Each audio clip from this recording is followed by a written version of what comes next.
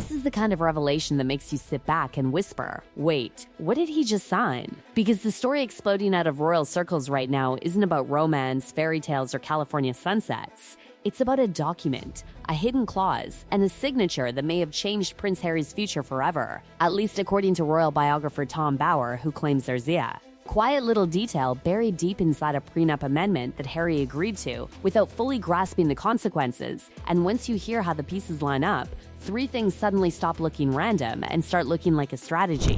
A weekend shooting party, which was quite normal for Harry, and he just thought they'd all get on together, but in fact the opposite. He could rely, which is in the end where Meghan stepped in. I mean, a needy man met a woman who could help him with his needs.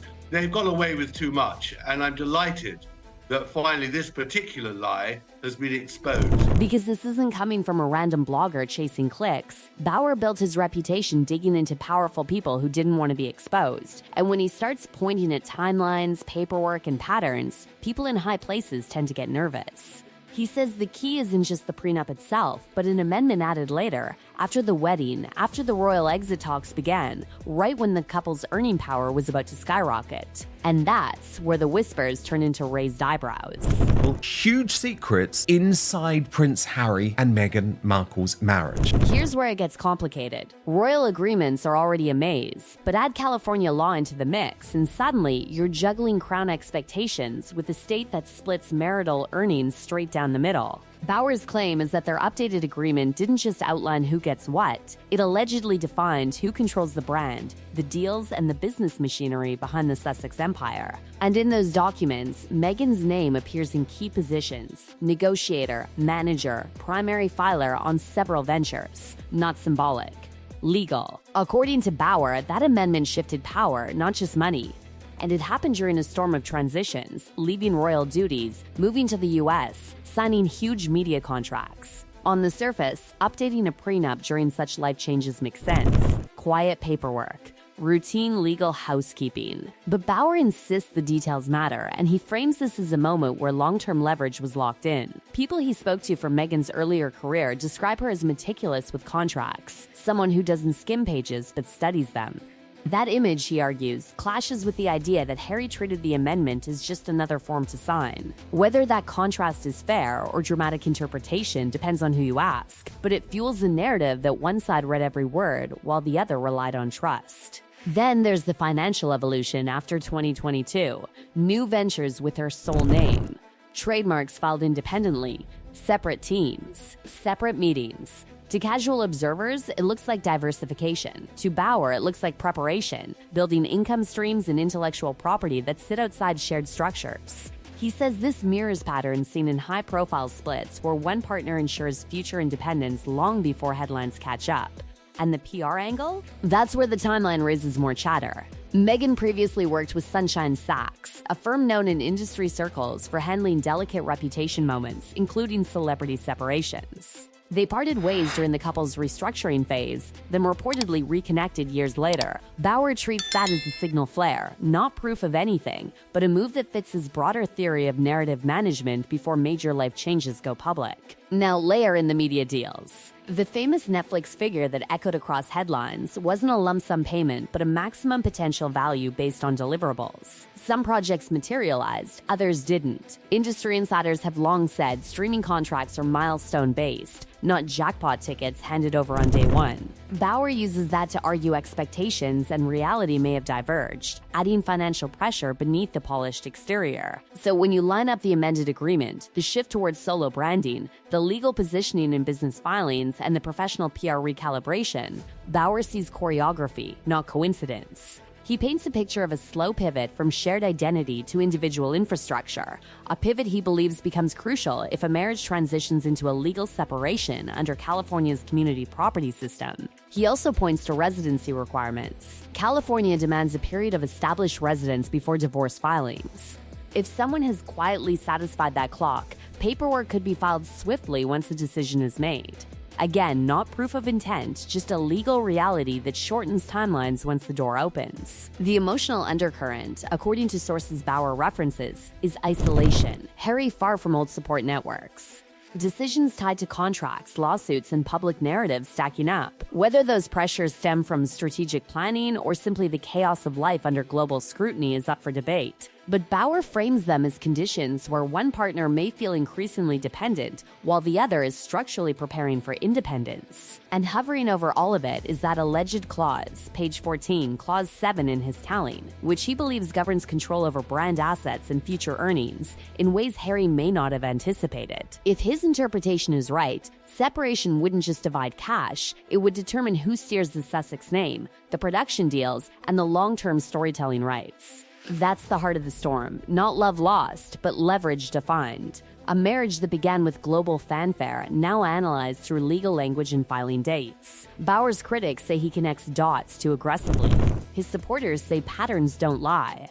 Either way, the narrative he presents is one of quiet groundwork laid years before any public unraveling. And if he's even partly correct, the real drama isn't loud arguments or tabloid covers. It's ink drying on documents most people never knew existed. The part people don't see, not the red carpets, not the speeches, but the legal gravity that kicks in the second a marriage with this level of money and branding behind it hits a breaking point. And according to Tom Bauer's interpretation, that's when the clause he keeps talking about stops being theory and starts becoming reality. Because in high-profile splits, emotion doesn't drive the first move. Paperwork does. If a filing happens in California, community property rules form the base layer, but a prenup amendment can override huge portions of that default split. That's why Bauer is so fixated on who was listed where, who signed what, and when those signatures happened. He argues that the structure of ownership matters more than the headline numbers ever did. Think about branding. Harry and Meghan became a commercial identity, not just a couple. Documentaries, podcasts, publishing, speaking deals, all of it tied to a shared narrative. But if contracts and filings position one person as the operating authority or primary rights holder, then control of that narrative can legally tilt in one direction if the partnership dissolves. Bauer's point isn't just about money leaving one bank account and entering another. It's about who controls the story after the split. And story equals power. He suggests that if separation were to happen, the public wouldn't just see a divorce, they'd see a narrative battle. Who speaks first? Who frames the reasons? Who positions themselves as the stable parent, the wronged partner, the future-focused figure? In celebrity divorces, perception often shapes settlements, brand survival, and future opportunities. That's where strategic PR becomes less about publicity and more about legal atmosphere. Bauer's timeline implies that groundwork for that atmosphere may already exist. Not loud announcements, but quiet positioning. Separate ventures under individual ownership mean future income streams that don't require negotiation with a former spouse. Independent professional teams mean advisors whose loyalty isn't divided. Distinct branding efforts mean an identity that can stand alone without needing the couple label. He compares that to someone slowly moving their belongings out of a shared house long before anyone admits they're leaving. Meanwhile, he paints Harry as someone who may have believed they were still building a joint future while the legal and business scaffolding was shifting toward parallel paths.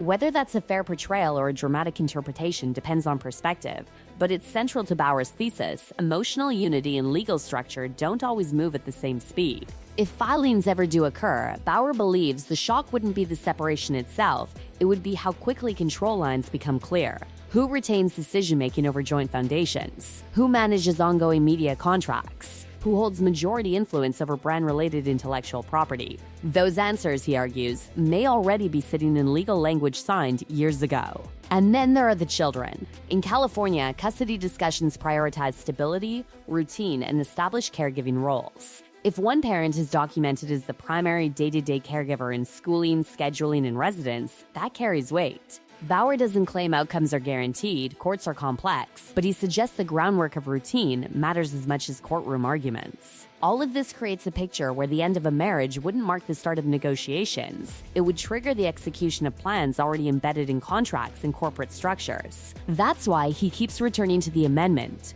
Not the romance, not the interviews, not the public image, the amendment. To critics, this sounds like overinterpretation, like seeing strategy in ordinary financial planning. High-earning couples often diversify. Public figures often run solo projects alongside shared ones. Legal updates during life changes are normal. From that angle, Bauer's pattern could be coincidence amplified into conspiracy. But to supporters of his analysis, patterns don't form themselves. They argue timing, legal positioning, and professional realignments create a trail that's hard to ignore. They see a sequence: brand consolidation, contract restructuring, independent ventures, PR recalibration, all before any official talk of separation. And that's what keeps this story alive. It sits in the gray space between possibility and proof, where legal logic and personal relationships overlap. No public filing exists. No announcement has been made. Everything lives in interpretation, timing, and the credibility people assign to the man presenting the theory. What makes it gripping isn't certainty, it's plausibility. Because if Bauer is wrong, this is just another dramatic chapter in the ongoing saga of two people navigating fame, pressure, and reinvention under a global microscope. But if he's even partly right, then the most important decisions about their future weren't made in interviews or public speeches. They were made quietly, in legal documents, years before anyone thought to look. And that's why people keep asking the same question in whispers instead of headlines. Was this a marriage that slowly fell apart? Or a partnership where one person quietly prepared for the possibility long before the other realized they should?